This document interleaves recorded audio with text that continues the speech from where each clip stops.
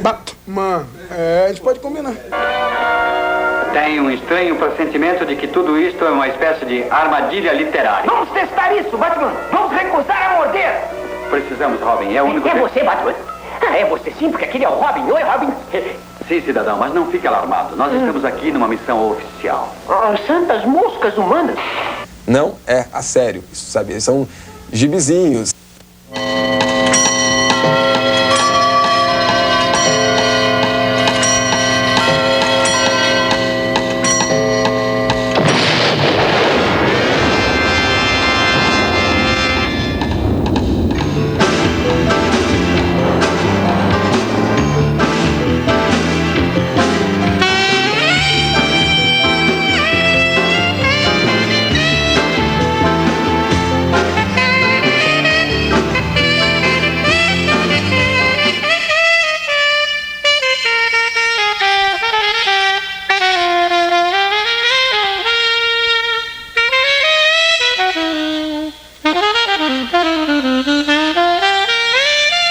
As prateleiras das bancas de jornal têm sido o cenário de uma revolução silenciosa. No meio dos gibis de sempre, coisas bem diferentes surpreendem os mais atentos. São as histórias em quadrinhos para adultos, gibis mais caros que exploram temas antes proibidos, gibis que reinterpretam a vida dos super-heróis, dando-lhes nova profundidade psicológica, gibis com desenhos sofisticados, até então tidos como invendáveis no Brasil. Acho que o mercado agora está se expandindo bastante, né? Tem bastante coisa aparecendo. Apesar que eu peneiro muito, né? Sai muita coisa também. Mas é tudo coisa boa, né? Desde criança eu li essas histórias infantis, né? Só que chegou um tempo assim que essas histórias passaram a não me agradar tanto, né? Então aí eu passei a ler mais os quadrinhos para adultos. Depois que saiu o Demolidor do Frank Miller na banca, né? Uma vez eu passei assim, eu falei, pô, vou comprar isso aqui para ver como é que é, né? Sempre só comprei revista de música, coisa assim do meu interesse, assim, que era mais do meu interesse, né? Aí eu comecei a comprar essas coisas, Demolidor, umas séries da TC Dibra, aqueles Green Jack e tal. Aí começou, aí também comecei a ver os livros da Mary Ibérica, né? E aí comecei a gostar, a curtir, compra um, compra dois, aí depois virou febre, assim. Na verdade, eu diria que a partir dos anos 60 há uma redescoberta do quadrinho por parte do público adulto. Isso é muito claro em quadrinhos realizados fora do país, mas que também aqui, entre nós, isso começou realmente a ser uma realidade concreta. E o que existe hoje é isso. O quadrinho infantil está em crise, sobretudo em crise criativa, e o chamado quadrinho para adultos está numa expansão criativa que tem como resposta o seu consumo. O crescimento foi explosivo. O segmento de super-heróis no qual a Abril trabalhava antes de entrar na linha chamada adulta era um segmento muito claro, muito conhecido e de crescimento quase vegetativo. São os quadrinhos adultos que provocaram a explosão deste mercado. E achamos que há potencial para crescer a taxas aceleradas nos próximos anos. A gente está no ápice de um processo de consumo, né? Que daqui a um tempo vai baixar, não tem como não baixar. Vai vir a outra geração, o pessoal que está mais novo, vai chegar e vai expulsar isso, vai vir com uma outra ótica, ou vai rever o processo. Na verdade, o mercado brasileiro está ótimo, genial, inacreditável para quem, sei lá, acompanha ele desde moleque. Eu nunca imaginar em 1980, você entende? Quando eu vi aqueles gibizinhos, heróis da TV, aquelas coisas chapadas, uma coisa tenebrosas, umas histórias de 20 anos atrás, nunca imaginar que hoje já está saindo o que está saindo aqui. Essas novas revistas não surgiram do nada. Gerações de artistas, editores, leitores foram necessários para que o gibi pudesse chegar até aqui. Uma história de mais de 100 anos. Os quadrinhos apareceram primeiro em jornais e eram lidos por adultos. As histórias eram ferozes no seu comentário do dia a dia. Desde Yellow Kid, antes da virada do século, até Polly em Repulse ou Gasoline Alley, a vida da família norte-americana vinha sendo impiedosamente satirizada. Com comics, nascia um novo modo de expressão.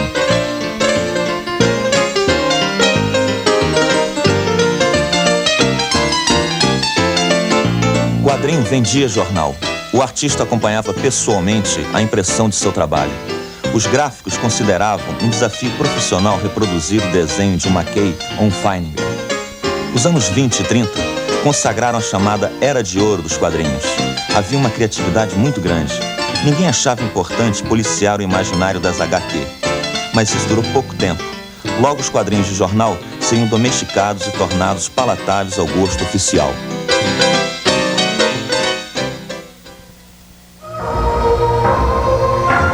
Mas a sociedade, pela supressão de tudo, não contava com a decadência dos pulps, revistas escritas de aventuras juvenis. Os primeiros gibis apareceram para salvar da falência algumas gráficas que imprimiam os pulps. Elas passaram a reimprimir em revistas, quadrinhos já publicados em jornais. Com o tempo, as histórias foram sendo feitas especialmente para gibis. O público só permaneceu infantil no comecinho.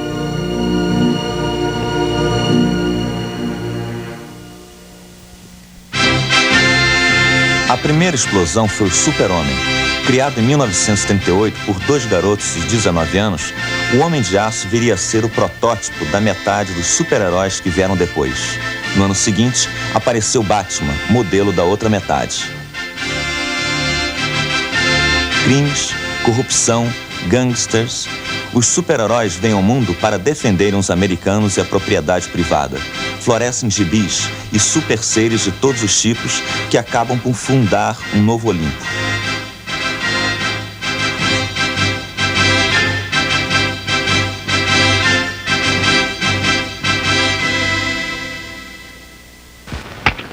These historical pictures show Captain America in the final mopping up stages of the war.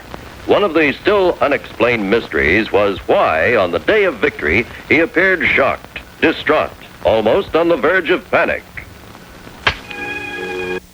Durante a Segunda Guerra, Namor, o Príncipe Submarino, o Tocha Humana, o Capitão América, o Falcão Negro e muitos outros combateram as forças do nazifascismo. Dessa vez, ninguém reclamou do seu caráter agressivo.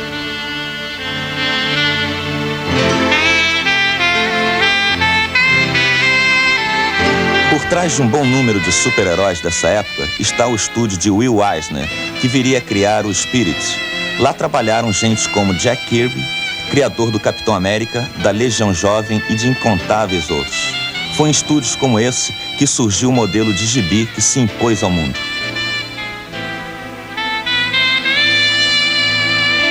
As revistas hoje em quadrinhos, todas elas são conhecidas como gibi. E por que isso?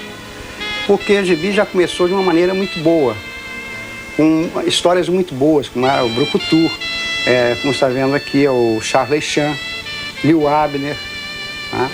E logo depois veio Tim e Toque, Mandrake, Fantasma. Então, por isso, ela teve o pessoal gostou mais, e passou então a chamar as outras revistas quadrinhos de gibi. Após mais de 10 anos de sucesso, em meados dos anos 50, parecia decretada a decadência dos super-heróis. Poucos sobreviveram. Enquanto isso, novos gibis ensaiavam a abordagem de temas mais complexos, através de quadrinhos de terror, de guerra, policiais e de ficção científica. Essas experiências não foram muito longe. A sociedade, pela supressão de tudo, não tardaria a fazer a sua pior intervenção no mundo dos quadrinhos. Há um recuo, também quanto arte e quanto indústria nos anos 50, não só pela presença da televisão, mas por também de uma campanha maciça empreendida por psicólogos, pedagogos, pais, contra os quadrinhos. Os quadrinhos provocariam delinquência juvenil, no entender dessas pessoas, provocariam preguiça mental, tudo isso é bobagem, claro, mas que foi forte na época. Tem um caso célebre da acusação feita ao Batman, né, que seria homossexual, que ele e o Robin viveriam uma relação homossexual, mas isso para mim é bobagem, né? Isso não tem nada a ver com realmente o que está por trás da história de quadrinho. Muito mais importante do que se voltar para esse tipo de questão é ver, por exemplo, a ideologia que passa através, né? O que permeia esses personagens. Nós sabemos que os super-heróis, sobretudo o Super-Homem, o Batman, mas também o Capitão América e tantos outros, eram heróis, naquele momento, extremamente conservadores. A própria indústria criou o Código de Ética, um pacto de autocensura extremamente rígido. Os distribuidores não aceitavam gibis que não tivessem um selo de aprovação. O que se fazia de melhor naqueles anos fracassou por não ter o tal selo.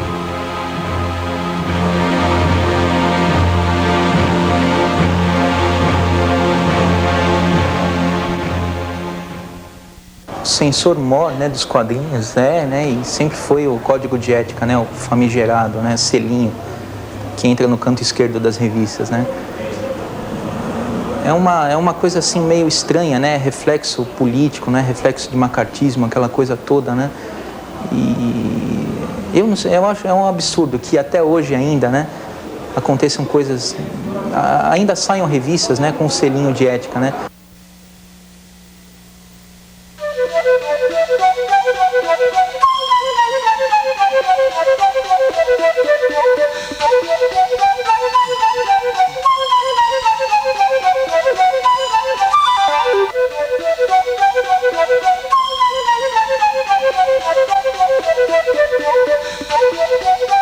Apesar de se confundirem com ela, os Estados Unidos não detêm o monopólio da história dos quadrinhos. Outros países, entre eles o Brasil, também têm o seu lugar garantido. A França tem sido outro grande centro produtor, com revistas semanais de HQ seriadas, com muito sucesso na Europa. Eles fizeram leis na década de 30, se protegendo dos americanos, garantindo seu mercado para revistas como Tintin, Spirou ou Violent, que mal chegaram ao Brasil. Mais tarde, a revista Pilote marcaria o início de um quadrinho mais intencionalmente adulto.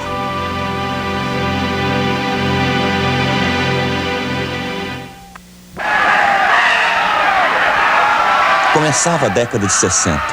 O planeta seria sacudido em seus alicerces culturais e políticos. Na Europa, emergiu um quadrinho de autor, Moebius, Dulé, Crepac. Esses homens mostravam ao mundo o verdadeiro potencial artístico dos quadrinhos. No entanto, suas edições de luxo, dirigidas a um público de elite, não atingiam a metade da tiragem de um gibi.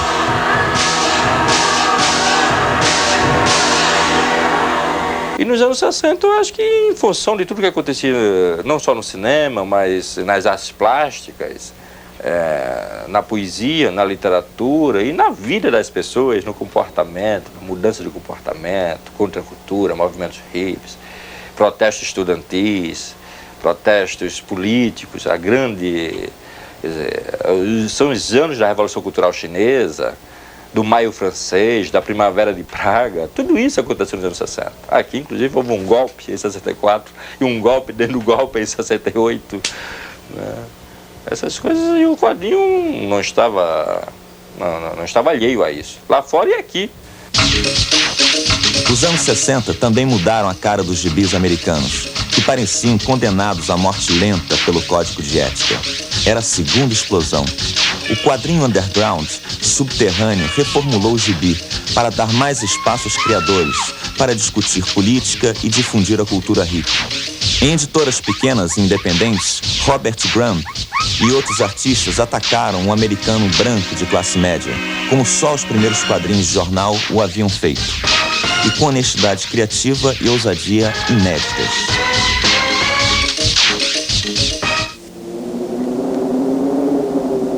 In the beginning, Marvel beheld the universe, and it was barren, and it was empty, and it seemed to be without form.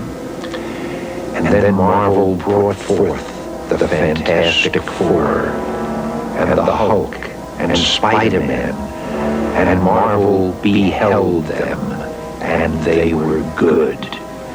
And that was the start of the Marvel Universe.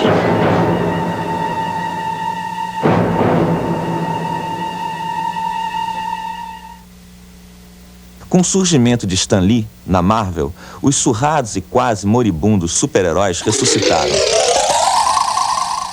Everything was trite and cliched and formularized. We decided to try to get characters to speak like real people would speak. No two people speak the same. I lost her. I never knew for certain whether or not she had been killed. I was too late, my darling. I lost you forever. we also tried to make our heroes a bit more vulnerable. In the past, heroes never did anything wrong. They never seemed to have any problems except catching the criminal. When we created our Marvel Comics heroes, we gave them money troubles. They occasionally had problems with females. They had trouble getting a date or romantic problems. They had trouble paying their rent. With a character like Spider-Man, he'd worry about acne or dandruff or an ingrown toenail. We tried to make them as human and realistic as possible.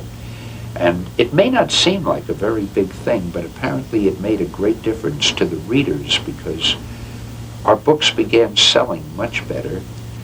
And what happened was we began to get older and older readers who, they considered a lot of our stories satirical, as though we're satirizing the human condition and heroes.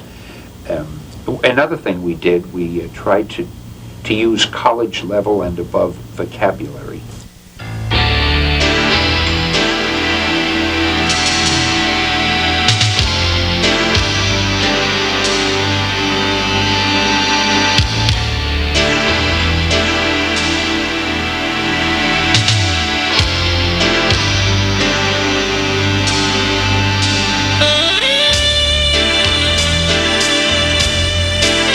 A DC Comics, que publicava Batman, Super-Homem e outros clássicos sobreviventes, não teve jeito senão também mudar seus personagens, seguindo o mesmo caminho indicado por Stan Lee.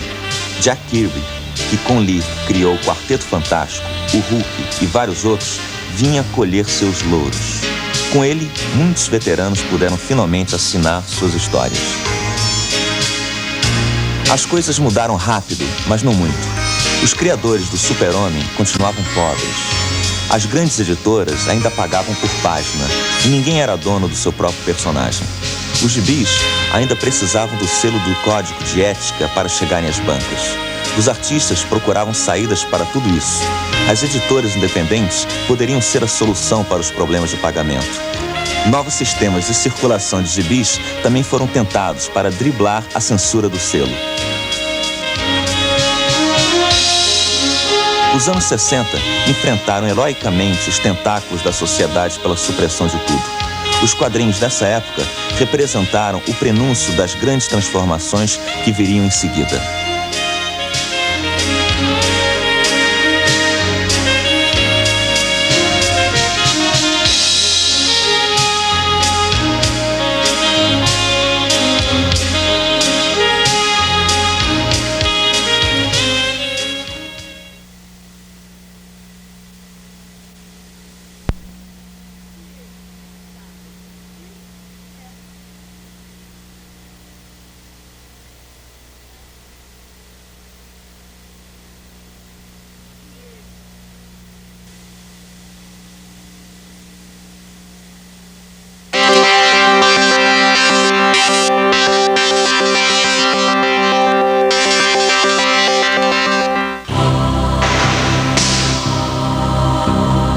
Durante os anos 70, a fórmula dos super-heróis acabou se desgastando mais uma vez.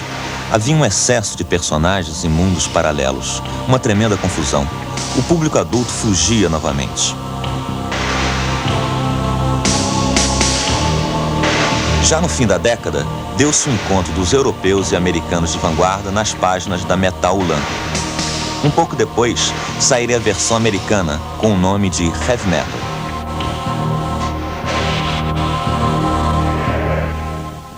A Heavy Metal, quando saiu nos Estados Unidos, foi importante para pegar a Metal da França, que estava estourando na Europa e fazendo uma revoluçãozinha, levar para o mundo, né? Precisava passar pelos Estados Unidos para virar acontecimento. Então a Heavy Metal que trouxe pro negócio pipocar e tal.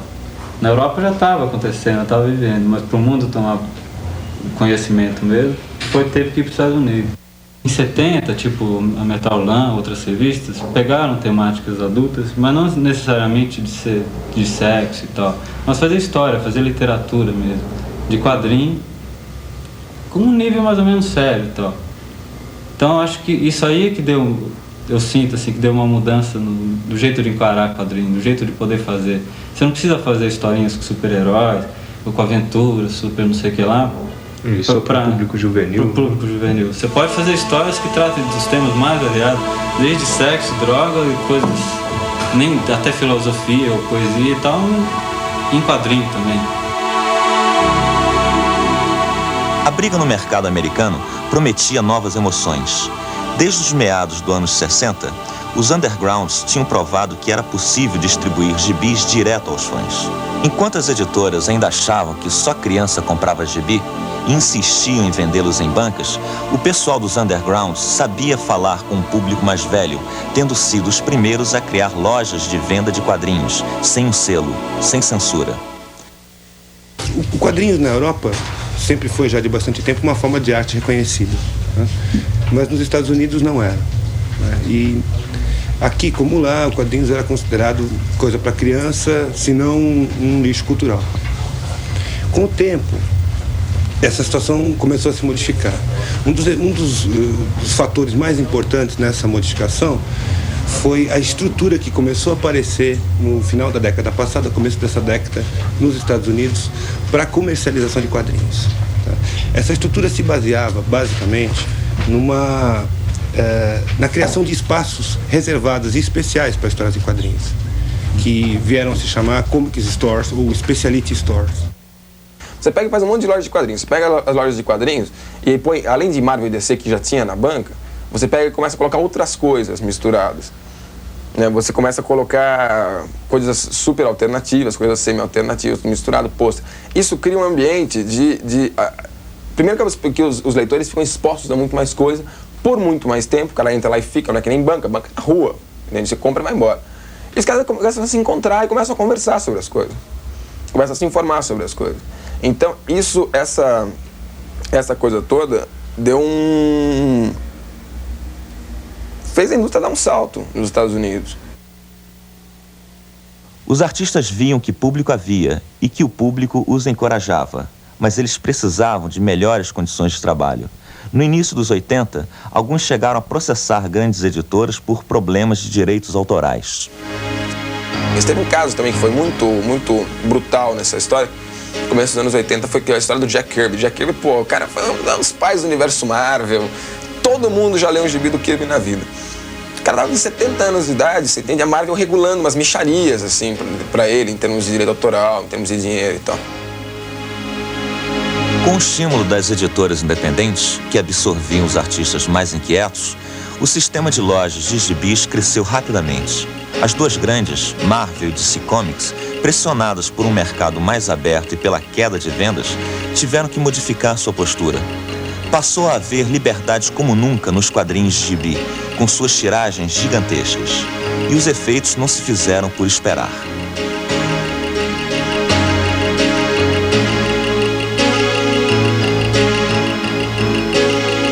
As reformulações começaram com Chris Claremont e John Byrne, que fizeram uma versão mais acabada do X-Men, tornando a epopeia dos mutantes, super seres com superpoderes genéticos e não acidentais, um novelão tecnopop.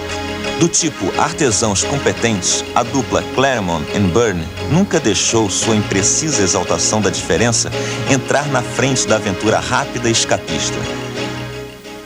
O Byrne, o Claremont, eles já são pessoas que estão dentro de um projeto de carreira, vamos supor, né? E eu gosto muito do trabalho deles, porque é o que me dá prazer todo dia, entendeu? Assim, vou na banca, leio, vejo o que aconteceu com o Aurora, com o Wolverine, entendeu? Pois é, Chris Claremont é um caso sério, né? Mas a gente não pode culpar, ele surgiu com esse esquema da Marvel, né, de criação. A grande fase dele foi Chris Claremont e John Byrne, né, no X-Men, aquela coisa toda, né, o auge, né, dos mutantes, né. Mas os argumentos dele são muito cansativos, né, ele depende muito de um desenhista bom, né. Se jogar um Dave Cockrum como apareceu para ele, acaba a história, né, se perde totalmente, né. A terceira explosão, maior do que todas as outras, estava acontecendo. Nas páginas do Demolidor, personagem ameaçado de sair de circulação pela baixa vendagem de suas histórias, um jovem de 26 anos ensaiava o mais radical passo de revitalização de um super-herói.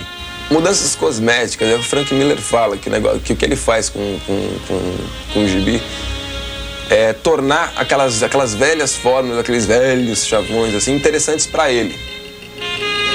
Frank Miller introduziu na vida do herói cego e sem medo dilemas morais e atitudes de mesquinha autoafirmação, valorizando enormemente seu componente trágico.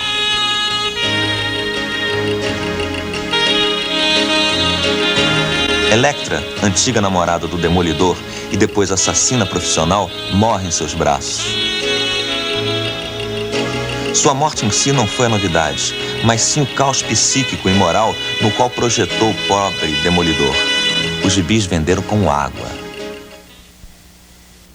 Com o mercado de lojas de gibis implantado e com alternativas de trabalho bem palpáveis, os desenhistas e roteiristas americanos ampliaram sua margem de atuação, assimilando melhor as influências de fora. Acho que hoje em dia o quadrinho americano está copiando o quadrinho europeu, sim, mas está copiando dois tipos de quadrinho europeu. Primeiro, o quadrinho inglês, que nasceu do quadrinho americano e se desenvolveu muito mais que ele. Agora os americanos estão buscando em autores ingleses fontes de referências para fazer os deles.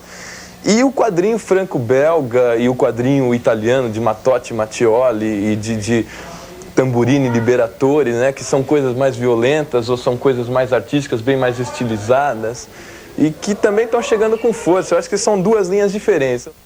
E outra, estão copiando os japoneses também. Os japoneses, como pacotão da invasão econômica que fizeram nos Estados Unidos, já na linha de fábricas de automóveis, computador e tudo mais, chegou com os quadrinhos agora também, né? O mangá está chegando em forma de desenho animado, inclusive tem muito desenho animado com personagens americanos sendo produzidos no Japão, e as próprias obras japonesas mesmo sendo reproduzidas lá nos Estados Unidos em massa, né? Acho que, então, os Estados Unidos estão mesmo se descaracterizando, tá? E estão absorvendo diversos estilos de fora. De novo, é Frank Miller que inaugura o gibi de luxo para adultos com Ronin, uma saga samurai de ficção científica.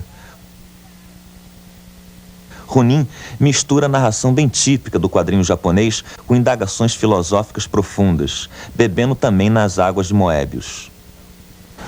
Eu acho que o que está acontecendo hoje em dia é uma certa síntese, né, de um monte de correntes de quadrinho que aconteceram nos últimos 20, 25 anos, né, que é a coisa do quadrinho underground junto com o quadrinho de linha de tipo super-herói, junto com o quadrinho europeu, né, que é um quadrinho de requinte gráfico grande, né, com bom traço.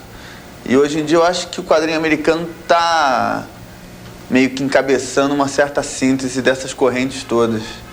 E é mais ou menos o que a gente está vendo hoje em dia nas bancas, né, que são as minisséries. O grande público veio a tomar contato com tudo isso através de dois trabalhos mais recentes. Watchmen, com o roteiro de Alan Moore, e Batman, o Cavaleiro das Trevas, com texto e arte de Frank Miller. Os dois utilizam o mesmo referencial requintado do quadrinho europeu, dessa vez para revirar os super-heróis tradicionais. Novamente, os super seriam a garantia de sucesso junto aos leitores. Da safra mais recente, o trabalho mais significativo talvez seja Elektra Assassina, uma vez mais com o roteiro de Miller, o nome mais consagrado da nova HQ americana. Com desenhos de Bill Sienkiewicz, feitos na mais aloprada técnica mista, Elektra Assassina vem a ser o equivalente mais próximo do fluxo de consciência no quadrinho de gibi. Dois novos formatos de edição são a base do novo quadrinho norte-americano dos anos 80.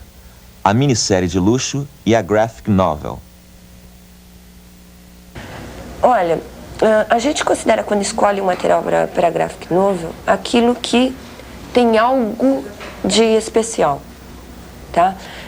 Pode ser o argumento, pode ser o desenho, pode ser a temática. Algo que tenha de especial e de expressivo que justifique se chamar uma graphic novel. A maioria das vezes nós temos mais ou menos revisado o que é feito lá fora com as graphics lá fora. As graphic Marvel, ou da linha DC, ou seja de que outro material for. Graphic novel é a maior conversa mole. Eu não acredito nessa... As pessoas se impressionam com graphic novel. Bicho, 99% das graphic novels é um gibizão. É um gibizão, só que é formato, capa bonitinha, papel bonitinho, não sei o que, não sei o que. E, teoricamente, os caras tiveram mais tempo pra fazer aquilo. Muitas vezes nem tiveram. E muitas vezes tiveram e fizeram a mesma velha coisa que sempre fazem. A tendência da graphic novel era ser como o cinema de arte. Você tinha a revista de linha, que era publicada de forma industrial, e você tinha a graphic novel como cinema de arte. Mas agora a graphic novel já está sendo produzida a nível industrial também. E algumas revistas de linha já estão subindo ao nível da graphic novel. A arte, que era antigamente publicada na Heavy Metal, já se confunde a nível industrial. E você pode comprar a bom preço na banca.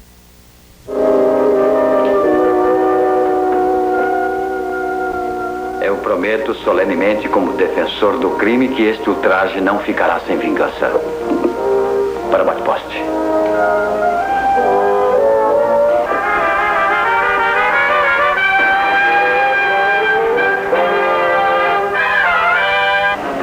Olha lá no céu. Puxa, Batman, bate não! Batman e o Super-Homem fizeram 50 anos e assistiram a uma mudança sensível no comportamento das pessoas. Atualmente, ler quadrinhos e gostar de super-heróis não é mais motivo de vergonha. Eu acho que todas aquelas digressões sem interesse que ocorriam na década de 70, que eram aquelas digressões tipo, quadrinho é subliteratura ou não? Quadrinhos corrompem o menor ou não?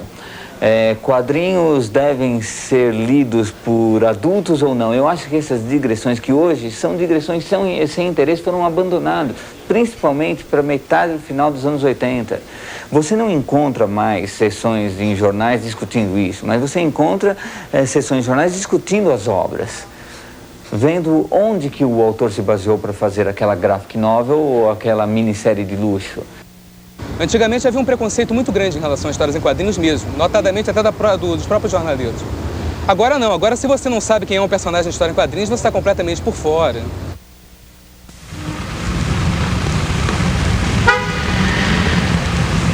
Lojas especializadas em histórias em quadrinhos começam a aparecer por aqui. Também surgem algumas editoras independentes com obras inéditas. A revista Animal, por exemplo, traz os europeus da última geração, os quadrinhos espanhóis. Depois que caiu o franquismo, todas as coisas começaram a se desenvolver bastante na Espanha. Demorou uns 10 anos, né, para eles chegarem no nível que eles estão hoje. Mas hoje em dia, eles têm uma produção muito grande, tem muitas revistas, muitos desenhistas, muita gente que faz, que experimenta, que quebra caras, entende? Já, eu acho que outro, sei lá, o quadrinho italiano, francês, já entrou em um outro esquema. Algumas pessoas se deram bem e continuam trabalhando e ganham bastante, outras, sabe, não é uma coisa tão aberta, tão explosiva, assim, tão festiva quanto é na Espanha. Espera-se que essa explosão do gibi abra espaço para os artistas brasileiros. Poxa, do coração mesmo, né? Eu queria que tudo isso daqui fosse quadrinho nacional, né? Que cada vez mais fosse prestigiado. Né? Eu acho que agora é o momento, né, de se voltar a conversar sobre isso, né? No fundo, o quadrinho brasileiro, ele tem a ver com a nossa cultura, com as nossas lacunas, com as nossas deficiências, com as nossas esperanças, com as nossas lutas, com as nossas... Esse é o quadrinho, tá vendo? Nisso aí a gente tem que entrar para valer. Então o quadrinho estrangeiro pode ser uma encurtição, mas o quadrinho brasileiro é mais do que uma encurtição, é quase uma coisa existencial na nossa relação com ele. É uma coisa da vida, da nossa vida. Né? Eu não faço quadrinho, mas a gente sente a vida ali dentro.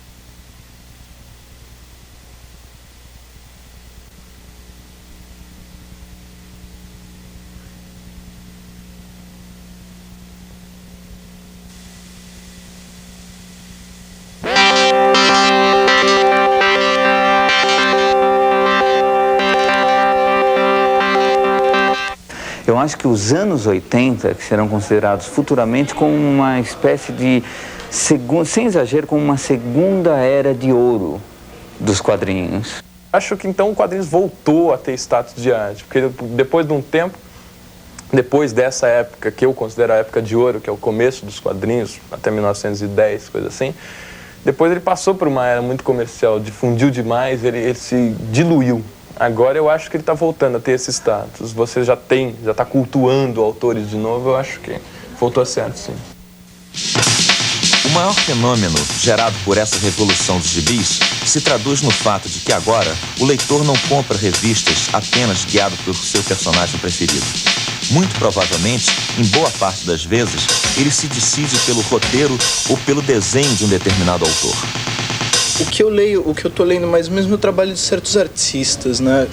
Frank Miller, Alan Moore, o pessoal que tá fazendo agora uma coisa mais elaborada, um trabalho legal. Bill Sienkiewicz, eu gosto bastante. Alan Moore, Frank Miller, Howard Chaykin, artistas europeus eu gosto bastante também. O Alan Moore é um cara seco, né? Eu tenho a impressão que dava pra ler sem ver quadrinho nenhum. Porque ele tem uma métrica assim que já decompõe o texto do quadrinho em tempos, né? Então ele é um argumentista assim nato, né? Clássico, super. Alan Moore. Alan Moore, pô, sabe o que é esse cara? Esse cara é um cara, ele escreve bem paca, mas o negócio dele é que ele é um cara mais ou menos lido, você entende? Ele tem interesse por outras coisas que não sejam só, sabe, gibi. Ele foi lá, ele, sei lá, pagou seus pecados lá com o seu Shakespeare, com o diabo, sabe?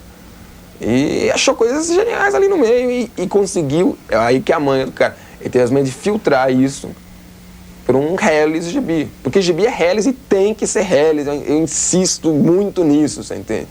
No caso do Watchmen, né, do Alan Moore, o Watchmen para mim é a obra suprema, né, dos anos 80, né?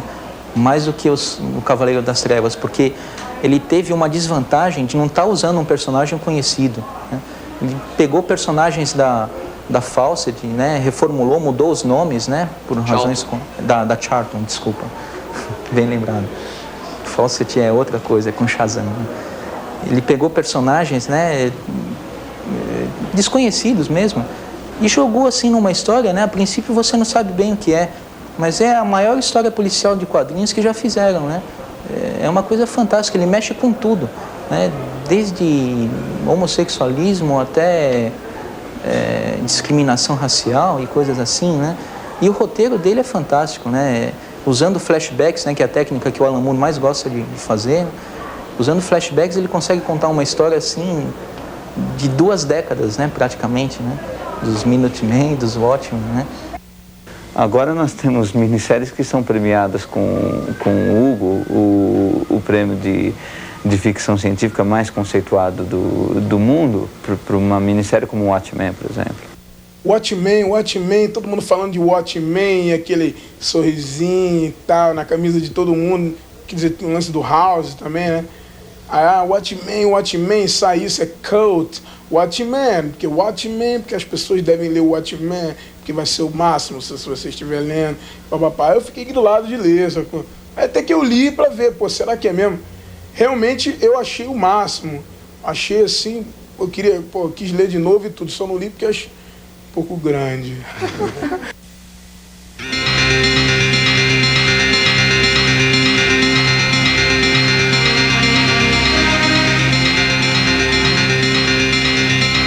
Na década de 40 e na de 50, existia uma organização de super-heróis conhecida por Minutemen.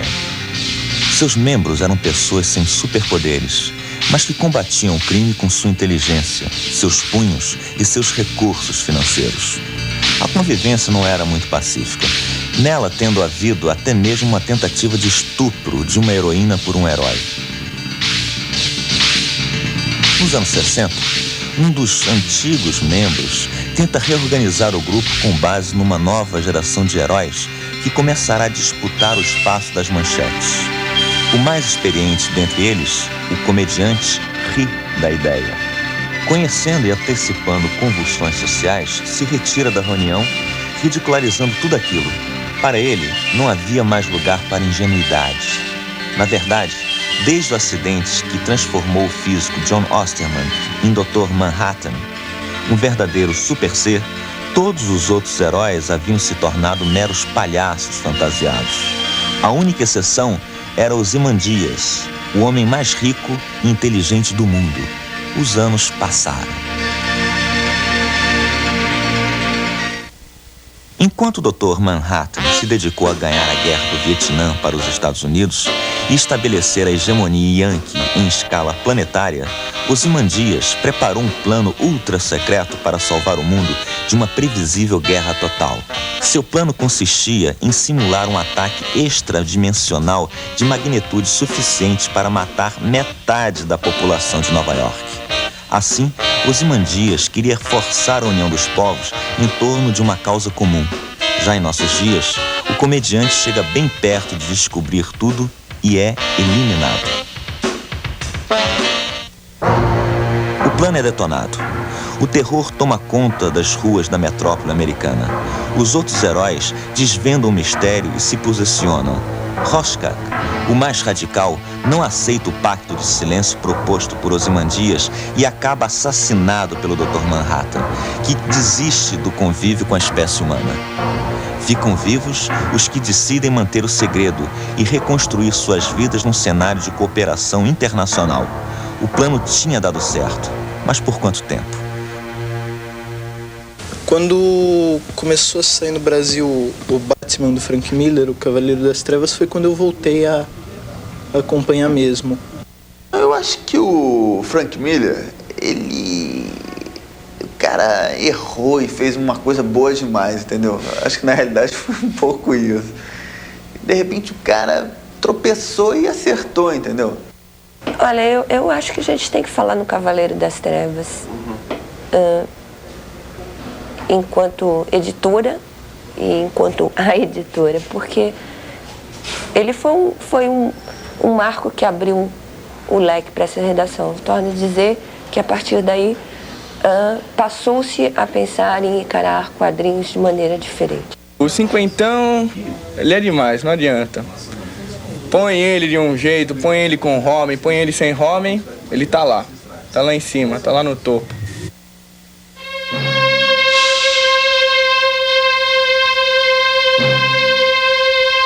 Após uma década afastado da luta contra o crime, aos 53 anos, Bruce Wayne volta a ser Batman. O Homem-Morcego domestica as gangues de Gotham, elimina o Coringa e enfrenta o Super-Homem.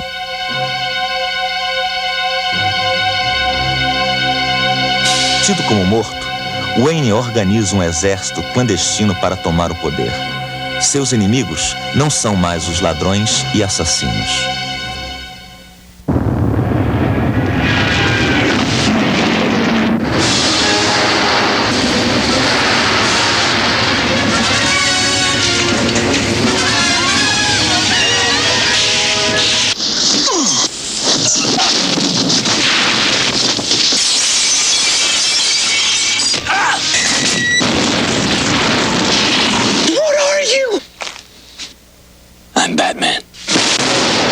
O marco acho que está em Frank Miller, através do Demolidor e através do Batman, né? Esse é o marco, né, que apontou para outras direções, para outros quadrinhos, que apontou, enfim, para uma perspectiva nova em termos de quadrinhos, enquanto cultura de massa, enquanto indústria cultural, né, atingindo um público cada vez mais ávido por novas aventuras e novas histórias, com personagens e heróis que são bastante razoáveis.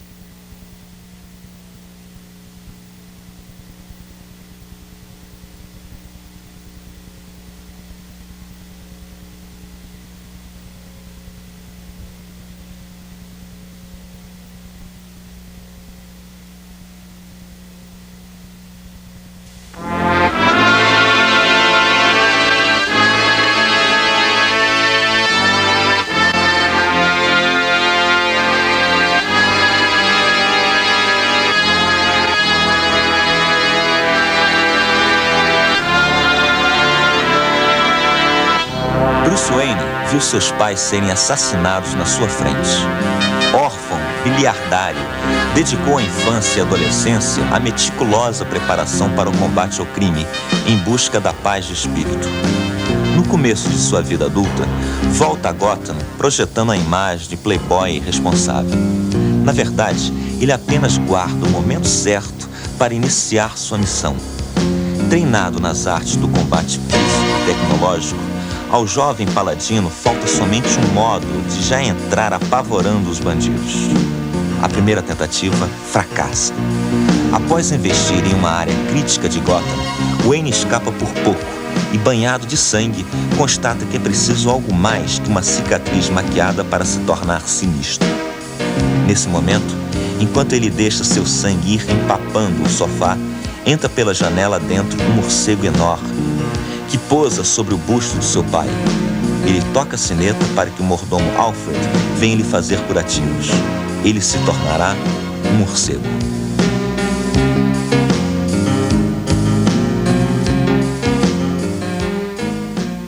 O público está se tornando mais exigente, porém nós recebemos muitas cartas e entramos em contato com vários leitores que não gostaram do Cavaleiro das Trevas, ou de uma minissérie como Elektra, ou uma minissérie como Watchmen. E eles não gostaram porque eles simplesmente não entenderam. Tem algumas coisas que eu não curto, que todo mundo, pô, esse roteiro é genial, mas coisas que eu não consegui nem ler porque, sacou? Não entendi tudo, porque eu não tenho essa coisa de falar, pô, eu entendi isso. Eu não entendi. Eu acho que é uma coisa de, sei lá, o Elektra eu não entendi aquela história, eu não li. Eu li a primeira, eu parei de ler ali mesmo. Sacou? Eu não entendi nada. Eu falei, pô, bicho, eu não tô lendo nada. Tá muito bonito, mas a gente guarda porque eu não tô entendendo nada. Entendeu? Eu tava entendendo, mas tava só... Entendeu, bicho? Muita confusão, muito conflito, entendeu? Acho que é primeiro terminar de ler para tentar descobrir que parábolas ou que o autor tinha na cabeça antes. Acho que não dá para criticar sem ter lido inteiro, né? Acho que esse tipo de obra não tem uma narrativa linear justamente para isso, para instigar o leitor. Porque às vezes você já sabe quem é o criminoso antes da hora, já consegue prever o final de uma história pelo meio dela. Eu acho que é um mérito esse negócio de narrativa truncada e de jogar com tempos nos quadrinhos, que o Ed Mota tem um pouquinho mais de paciência, né? Um caso sério também é o Bill Sienkiewicz, né? Ele começou imitando o Neil Adams, né? Partiu para uma coisa mais moderna, coisa assim, e hoje ele quase não é mais desenhista de quadrinhos, ele está cada vez mais ilustrador e menos desenhista de quadrinhos, né? E o Bill Sienkiewicz, pô, é engraçado esse negócio, é engraçado como alguém pode ser polêmico em relação ao Bill Sienkiewicz. Esse cara é o maior, bicho, sabe, não tem conversa, sabe, ninguém nunca fez nada nem de longe parecido, nem na sacrossantíssima Europa dos álbuns de luxo, nem no maluquíssimo Japão, nem em lugar nenhum. Esse cara é o top do top. Agora, é um fato que as coisas que ele tem, o Straight Toasters, que é uma minissérie americana, que ele escreveu e desenhou, é largamente incompreensível. Quer dizer, é a coisa mais próxima de um fluxo de consciência que já deu as caras no gibi. E mistura de técnicas e tal. Elektra, Assassina, olha, eu acho irretocável aquilo ali. Eu acho muito bom, assim. Ainda nesse negócio de gente, de super-herói, essa coisa. Mas, pô, cara, com milhões de citações, de referências do diabo, assim. Aliás, eu tô votando, assim, mais ou menos no Elektra como o melhor gibi da década. Eu acho que na década não se fez nada, né, assim, melhor que aquilo.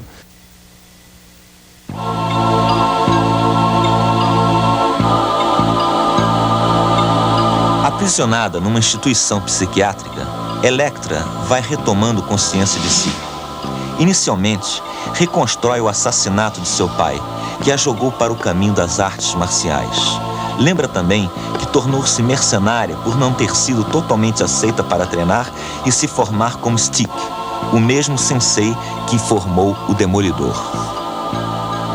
Elektra percebe que há no mundo uma criatura conhecida como besta e que ela pode reconhecer e detectar a sua presença pelo cheiro. A besta quer se apossar do cérebro do candidato democrata à presidência dos Estados Unidos, o liberal Ken Wind, e acabar com a raça humana, provocando a guerra total entre as nações. Elektra é perseguida por um agente da SHIELD chamado Garrett, o qual acaba seu aliado na guerra contra a Besta. A criatura, a essa altura, já se apoderou de Ken Wind, que tem tudo para ganhar as eleições. Elektra e Garrett tornam-se amantes, embora ela despreze seu companheiro psicopata. Descobre-se que tanto Garrett como seu amigo Perry são bandidos baratos que a SHIELD reformou, transformando-os em super-agentes biônicos para operarem na América do Sul. Enquanto Garrett, depois de se envolver com Elektra, procura não ser tão facínora, Perry sucumbe aos instintos mais baixos e se alia à Besta, renegando até mesmo a própria SHIELD. À medida em que se configura a derrota irreversível do candidato republicano, Elektra e Garrett tentam cercar Ken Wind e o matar. A SHIELD, confusa, procura recuperar seus ex-agentes. Tudo se resolve de maneira inesperada depois de uma batalha horrível. A Besta é derrotada e Perry é morto. Garrett toma o lugar de Wind e passa a ser o primeiro presidente americano psicopata, o que ainda é melhor do que deixar a Besta tomar conta. Elektra fica livre. Alan Moore, Bill Sienkiewicz e Frank Miller são artistas privilegiados. Eles trabalham com as condições e a liberdade sonhadas por todas as gerações que os antecederam. E à semelhança dos pioneiros da Era de Ouro, eles buscam para os seus trabalhos elos mais fortes entre a fantasia e a realidade.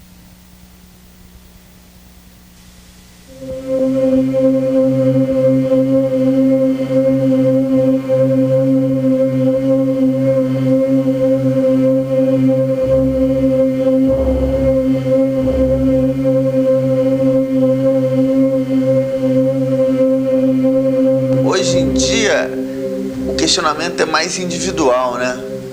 Acho que a crise é interna, né? O drama, né? Deixou de ser uma coisa mais a ver com uma época e passou a ser mais individual, que afinal das contas tem a ver com a época de hoje, né? Quer dizer, você verifica que o que se produz hoje em termos de quadrinhos está muito afim com o final do século, né? Acho que nós estamos entrando já no final do século, praticamente, caminhando para os anos 90. E os quadrinhos, assim como também a nova ficção científica, procuram atender, ou procuram responder às questões, inclusive de pós-modernidade, que se fala tanto hoje, né? Ou pós-modernidade, né? Se é por aí. Eu acho que os conflitos, por exemplo, a partir dos anos 60, os conflitos, até a crise política depois dos anos 60, hoje, um certo desencanto, uma certa desesperança, ao mesmo tempo uma esperança que possa existir. E, por outro lado, toda a contracultura e a pós-contracultura, tudo isso passa pelos quadrinhos, como passa por outras manifestações artísticas.